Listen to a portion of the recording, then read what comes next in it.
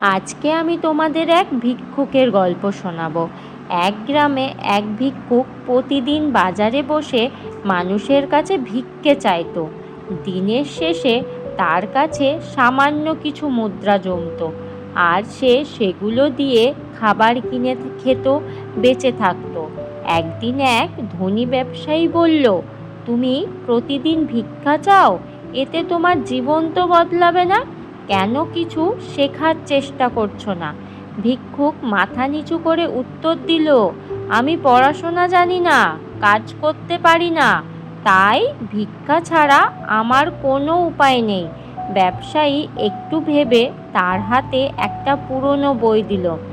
বলল, এটা তোমার কোনো উপকারে আসবে না, তাই ভাবছো না, কিন্তু এটা আসলে একটি ধন। ভিক্ষুক বইটা খুলে দেখল, ভেতরে অনেক পুরনো নোট গোজা রাখা আছে, তাতে বেশ কিছু টাকা মজুদ আছে। সেদিন থেকে ভিক্ষুক মনে এক নতুন উপলব্ধি জন্ম নিল। সে বুঝল, আমাদের সবার ভেতরে লুকিয়ে থাকে আসল ধন, শুধু সেটা খুঁজে পাওয়ার জন্য সাহস আর চেষ্টা দরকার। ভিক্ষুক সেই টাকা দিয়ে ছোট্ট একটা চায়ের দোকান খুলল। পরিশ্রম করে ধীরে ধীরে দোকানটা বড় করে তুলল।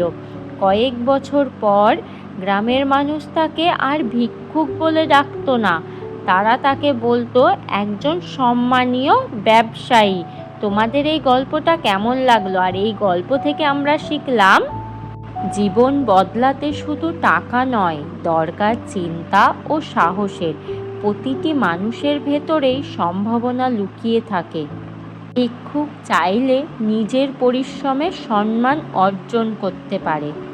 তোমাদের এই ছোট্ট গল্পটা কেমন লাগলো অবশ্যই আমাকে কমেন্ট করে জানিয়ে দেবে।